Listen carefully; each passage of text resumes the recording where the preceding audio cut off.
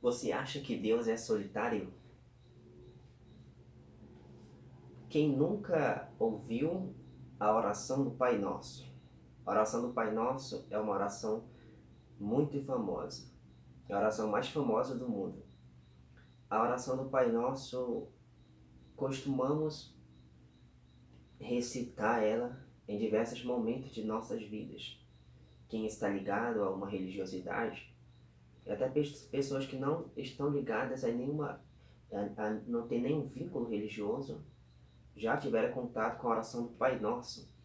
Mas vocês acham que Deus é solitário?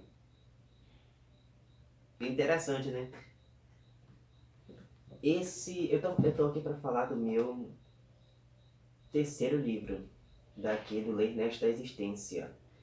Você é bem-vindo aqui no Ler Nesta Existência, eu sou o Emerson. Essa é a minha terceira obra ainda. Os Segredos do Pai Nosso, a Solidão de Deus.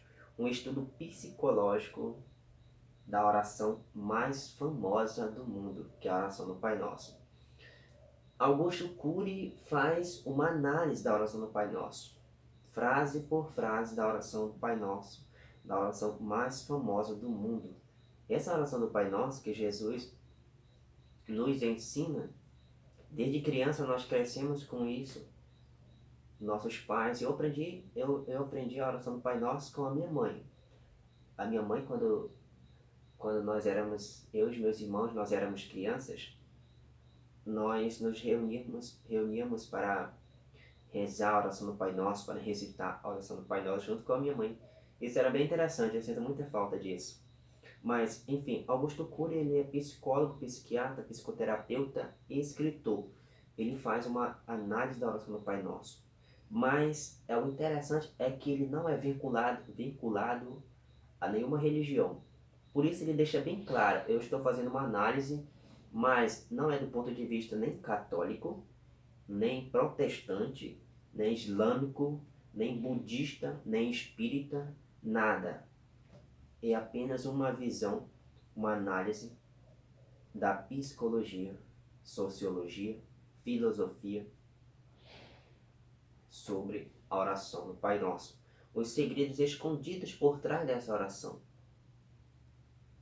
Essa oração que Jesus nos ensinou. E esse livro, ele é muito... Eu fiquei muito... Ai, eu me debrucei nesse livro. Eu pude degustar as reflexões que contém nesse livro. As reflexões são ótimas. Esse livro ele é dividido em 13 capítulos, 13 pequenos capítulos. E Augusto Cury, ele vai analisando cada frase. É interessante como ele consegue. As coisas ficam, de certa forma, com sentido. Ele usa vários filósofos também.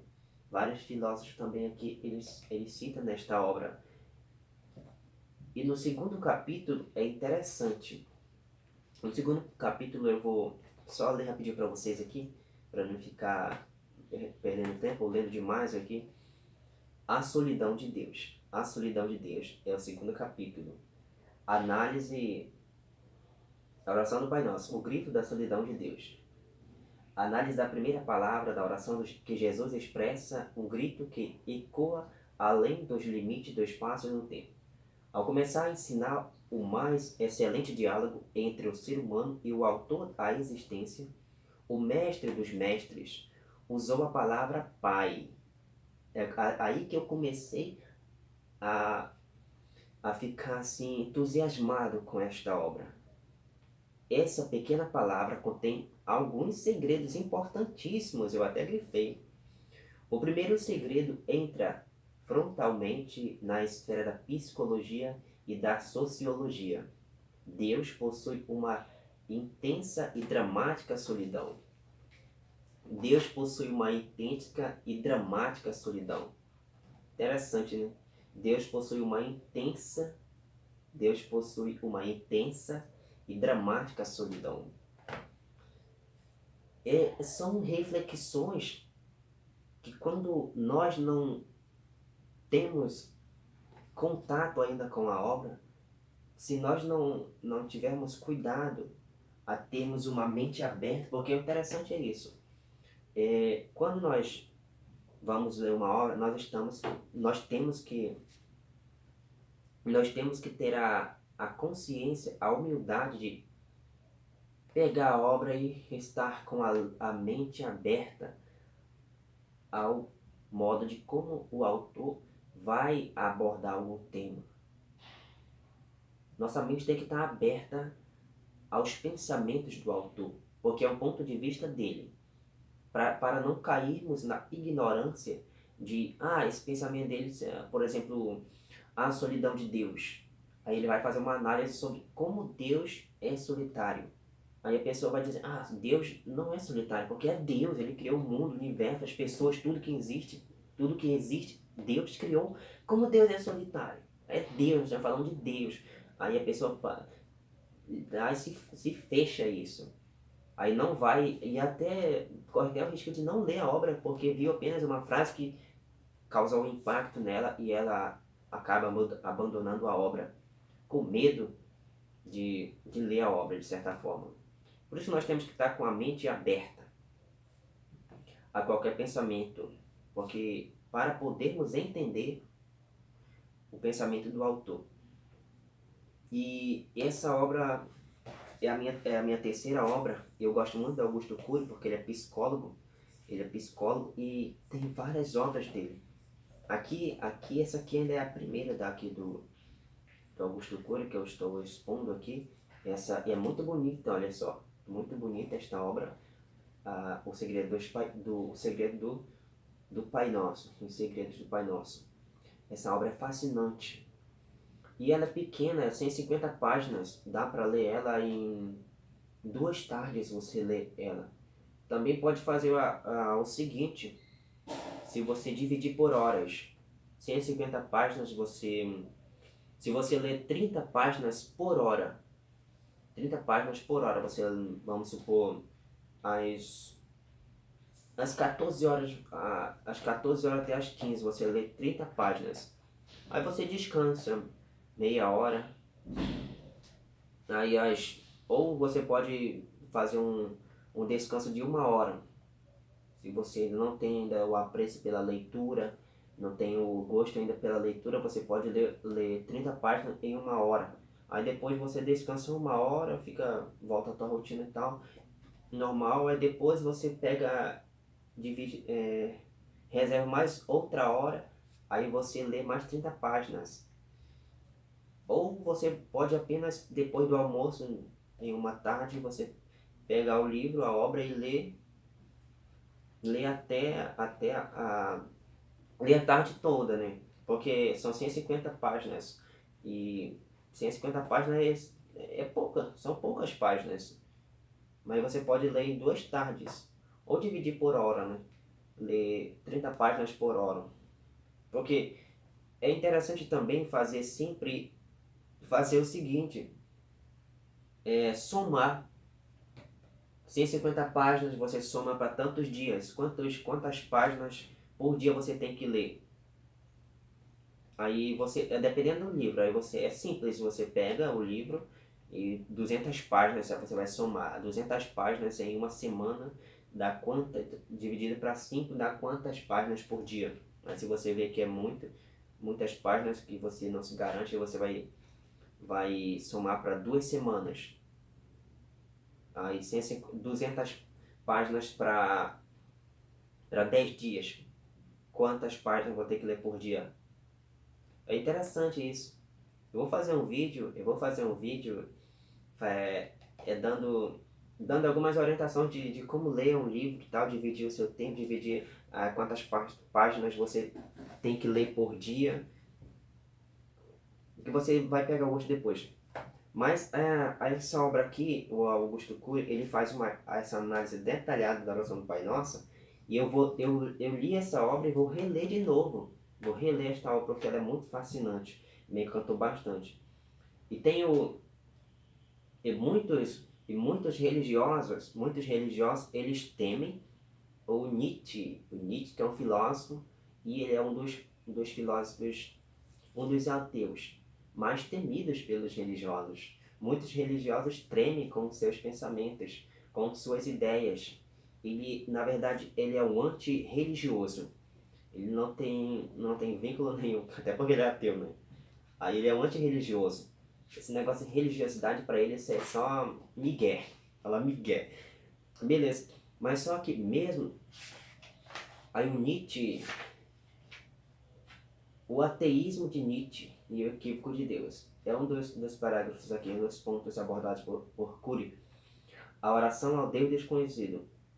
Eu não sabia, eu não sabia que Nietzsche tinha uma oração filosófica, na verdade. E é interessante que eu acabei descobrindo nesta obra, esta oração filosófica de Nietzsche, que é um dos maiores ateus que já existiram, que já existiram na história. Oração ao Deus desconhecidos. A oração ao Deus desconhecido. Eita, diacho. Mas assim, eu vou ler ela rapidinho para vocês. Antes de prosseguir em meu caminho e lançar o meu olhar para a frente, uma vez mais elevo só minhas mãos a ti na direção de quem eu fujo. A ti, das profundezas de meu coração, tenho dedicado altares festivos para que em cada momento tua voz me pudesse chamar. Sobre esses altares estão gravadas em fogo estas palavras: ao Deus desconhecido. Teu sou eu, embora até o presente tenha me associado aos sacrilégios. Teu sou eu, não obstante os laços que me puxam para o abismo. Mesmo querendo fugir, sinto-me forjado a servir-te, a servir-te. Eu quero te conhecer, desconhecido. Tu que me penetras a alma e qual turbilhão invades a minha vida. Tu, o incompreensível, mas meu semelhante, quero te conhecer, quero servir só a ti. Nietzsche, Friedrich Nietzsche. Ao Deus desconhecido. Então, essa é a oração filosófica de Nietzsche, um dos maiores ateus. E Augusto Cury ele analisa essa oração de Nietzsche.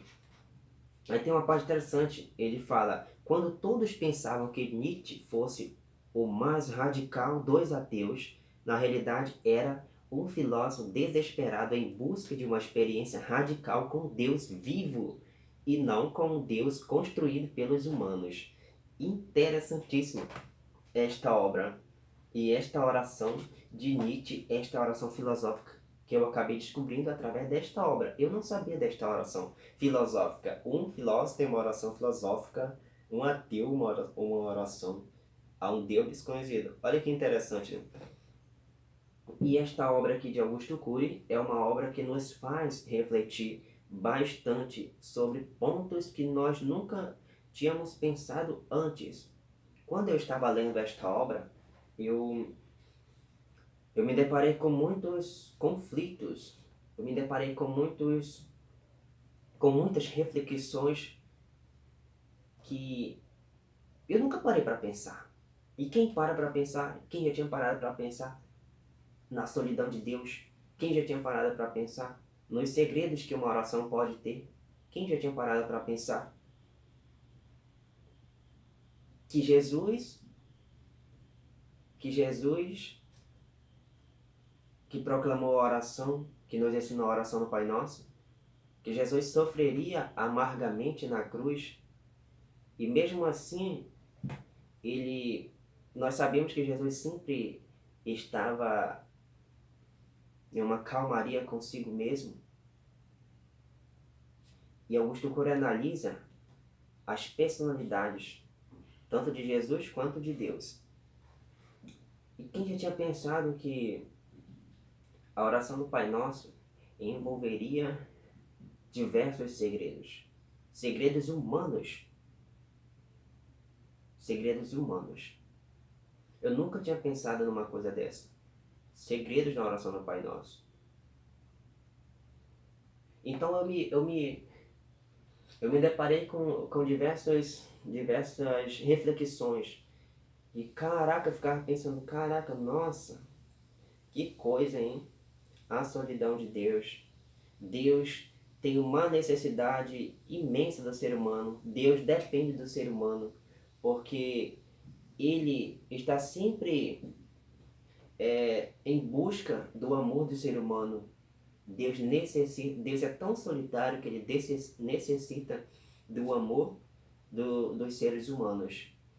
E surgem perguntas também nesta obra, várias perguntas interessantes, como, por exemplo, se Deus é o autor da existência e Deus é o dono de todo o poder que existe, por que ele não elimina, olha só, porque ele não elimina a raça humana e o frustra tanto e cria outra raça menos complicada?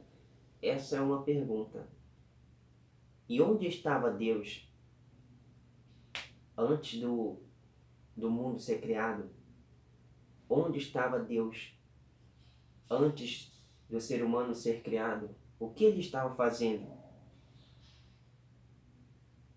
São perguntas assim que você fica pensando, nossa, como assim essa pergunta?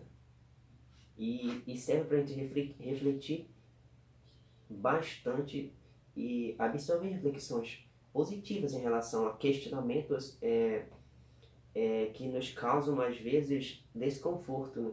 Que são coisas, às vezes, que a gente nunca parou para pensar e a gente está com a mente fechada e não consegue acolher aquela reflexão de tal autor.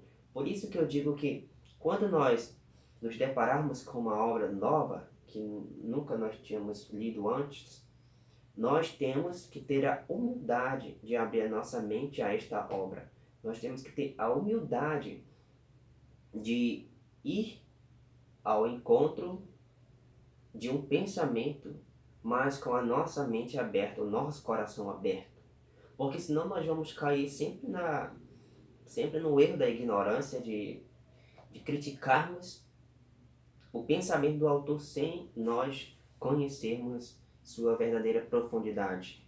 Então, essa foi a minha terceira obra daqui do Ler Nesta Existência. Essa é a minha terceira obra daqui desse meu pequeno projetinho, desse meu pequeno mundinho. E esta obra eu aconselho a você ler, mas que leia com a mente aberta, com o coração aberto, sem preconceito algum. Porque só assim nós conseguiremos ser pessoas com uma visão abrangente em relação à diversidade de pensamentos e culturas. E só assim nós nos tornaremos pessoas menos preconceituosas com o ponto de vista do outro, com o modo de como o outro pensa, do modo de como o outro age na nossa sociedade. É isso aí, galerinha. Esse aqui foi a minha terceira obra daqui do Ler Nesta Existência. Meu terceiro livro ainda, tem muitos livros por aí. E você é bem-vindo aqui a este pequeno canal. E vamos ler juntos. Vamos ler juntos. Vamos buscar ler mais, conhecer pensamentos novos. É bem interessante conhecer novas coisas. Nos enriquece. Ter contato com novos pensamentos, novos questionamentos, nos fazem crescer como pessoas humanas. É isso aí. Valeu. Até a próxima.